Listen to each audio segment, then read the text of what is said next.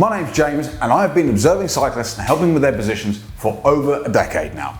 One of the most common ailments that cyclists come to see us about here at Bicycle is saddle sores. So in today's video, we're going to go through what are the causes of saddle sores and what are the remedies. Historically, saddle sores have always been cited as being caused by poor hygiene. Now, I'm not saying that you shouldn't go and wash your shorts, but I am saying that just suggesting that poor hygiene is the cause of saddle sores is a bit of a cop-out. Saddle sores can vary in severity from very, very mild, which you can fix with pseudocreme, all the way up to you need to lance the thing.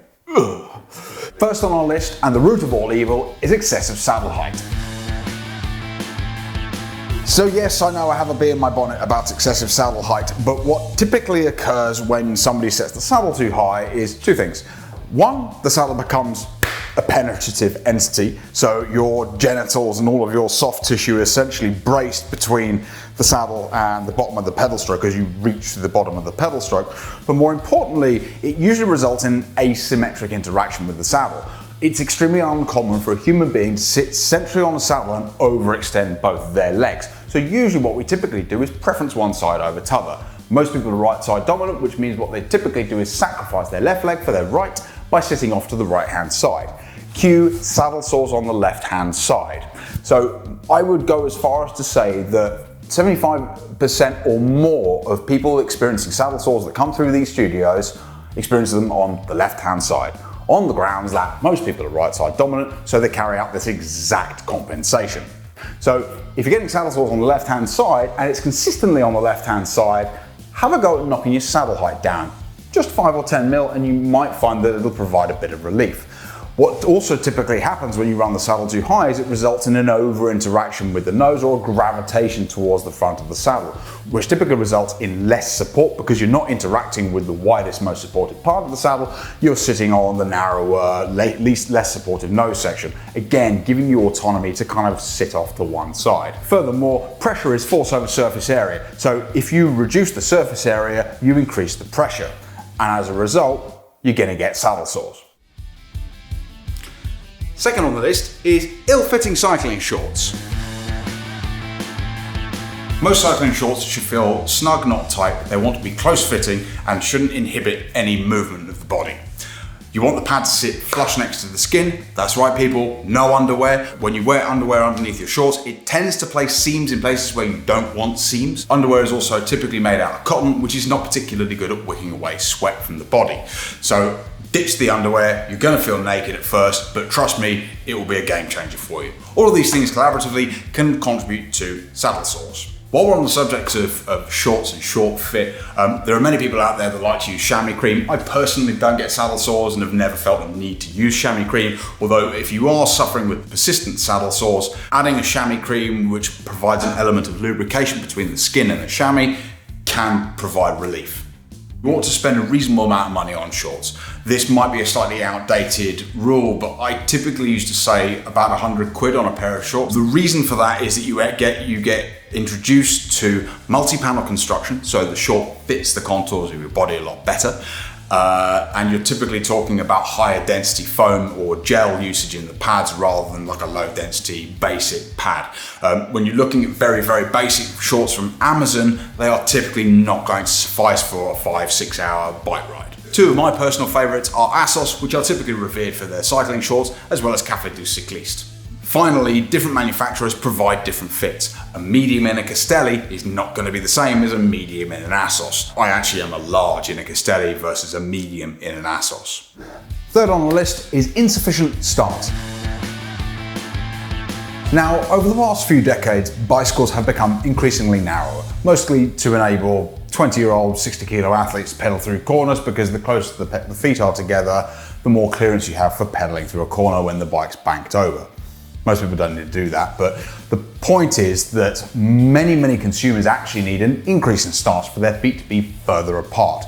Now, the reason this is important is it opens up the hips. It reduces the amount of internal rotation that occurs in the femoral head inside the hip socket. As a result, what that means is that it can reduce pelvic asymmetry. Humans are asymmetric creatures. One hip is almost always tighter than the other, and as a result, can often take precedent, meaning that an inability to close one hip can push the rider over to the opposing side.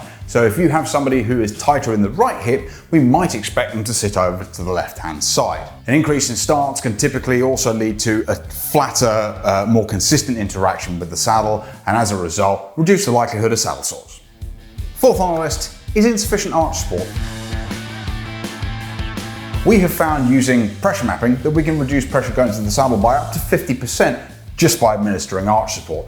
Arch support is a proprioceptive mechanism. It helps re-establish essentially where your feet are, which is conducive to improving stability through the knees, the hips, and the pelvis. Furthermore, if you have an individual, and this is pretty common, who pronates more in one foot than the other, the foot that pronates more is typically going to need more support. If you have somebody that pronates more in one foot, that will serve as a driver to allow them to drift off to one side, resulting in an asymmetric interaction with the saddle. Cue saddle sores on one side. Here at Bicycle, we typically use the G8 modular footbed because of its ability to be quite heavily modified, particularly at the heel, but also in the forefoot. It comes with 5 different arch heights, which are also movable to customize the fit to the foot. Number 5 on our list is excessive reach. In a similar vein to excessive saddle height, excessive reach to the handlebars is typically conducive to an over-interaction with the nose, on the grounds that if the rider can't reach the handlebars, they will typically gravitate forwards, resulting in an interaction with the narrowest, least supported part of the saddle. It's going to allow the rider to sit off to one side, but also it's going to increase pressure because of the lack of support. So again, if your bike feels a little bit too long, it's probably way too long, on the grounds that a human being is very good at absorbing dysfunction. So with regards to reach, what we do is we absorb to the point that we can't absorb it anymore. By the time it's entered your awareness, it's too late. It is way too long. So if the bike feels a little bit long and you're experiencing saddle issues and you know you're sat on the nose of the saddle, have a go and knocking the reach down a little bit. Furthermore, one way of testing it might be to spend a little bit more time on the tops. I don't condone riding on the tops all the time. It's usually an indicator that the bike is too long. But have a go at riding on the tops and seeing if it provides you any relief from the saddle. If it does, the reach is too long. Number 6, saddle setback, or the horizontal placement of the saddle. Something that can typically result in, again, an over-interaction with the nose, giving rise to this asymmetry, is the saddle being too far back in relation to the bottom bracket. When the saddle is set too far back, it typically results in an over-interaction with the nose. Something that is also worth noting is that certain suspension seat posts, the suspension path is to move downwards and back, can also result in an over-interaction with the nose of the saddle. Again, cue saddle sores. Excessive crank length. This is a really hot topic right now, no thanks to Tadej Pogačar. If the crank is too long, it typically impinges the hip through the top of the stroke. And as we talked about earlier in the video, if you've got one hip that is tighter than the other, that will usually serve as a precedent to push you over to one side. It's commonplace in cycling circles now to run shorter cranks, seemingly for absolutely no apparent reason. Unfortunately, with regards to optimizing crank length, there isn't any surefire way of actually testing it other than simply buying a load of cranks and testing them out. It's worth noting that if you are experimenting with crank length, if you reduce the crank length by an amount, you need to increase the saddle height by the same amount, on the grounds that crank length reduction is all about improving fluidity through the top of the stroke whilst maintaining terminal extension of the leg at the bottom. Here at Bicycle, we optimize crank length in every session using these cranks that are adjustable from 130 millimeters all the way up to 185. This means that we can experiment with crank length whilst monitoring power and heart rate, and as well as cadence, and get it absolutely bang on for the rider. Number 7 on our list is insufficient support of the saddle. This can be driven by 1,000,001 factors. It's very common with the kind of Brooks style saddles, the old leather style saddles, which are kind of hammocked in their design and typically don't provide a huge amount of support. But it can also be as a result of the saddle being too soft. The old thumbprint test isn't really a consistent one. We're typically going to be riding a sport bike with padded shorts on. So you don't necessarily want a saddle that's going to be really, really soft, because it's going to give you autonomy to kind of wallow around in it. Because of this lack of stability and support, it's typically going to give rise to some sort of asymmetry and cue saddle sores. While we're on the subject of saddles, excessive saddle width can also be a driver for saddle sores. This particular saddle is a very strong culprit, the original Specialized Power. This is 168mm, and the flare angle on these typically forces the rider straight onto the nose. This gravitation to the nose doesn't typically provide a great deal of support and gives you autonomy to sit off to one side. So a saddle that clips the inside of your thighs, so if you can feel your thigh kind of clipping the wings of the saddle as you move past the wings of it, that's typically a good indication that the saddle's a little bit too wide. In my opinion, over the years, saddles have become excessively wide thanks to the measuring of sit bones. I don't believe in the measuring of sit bones because it typically results in a saddle width that is too wide. You want to be interacting with the skeleton, but not inhibiting a natural thigh movement past the wings of the saddle. We've talked about this in depth in another video. It's up here. Finally on our list is worn out saddles. Now, it pays to check your equipment on a regular.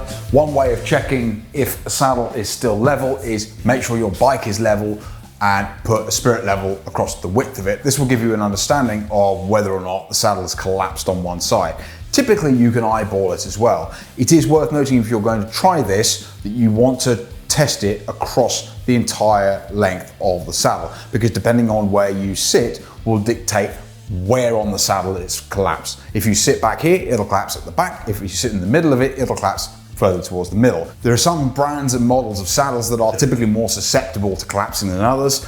Not to call Specialized out, but the first generation Toupe was definitely one of them, just because the hull was made of quite soft material. The moral of the story here really is check your equipment, make sure that your saddle hasn't collapsed on one side, because if you're hanging off one side of the saddle, you're typically going to wear out one side of the saddle. It isn't wearing in, it's wearing out. So there you have it, a number of reasons as to why you might be getting saddle sores. If I've missed something out, please don't hesitate to drop a comment in the comment section below. I hope it's been useful, and we'll see you for the next one.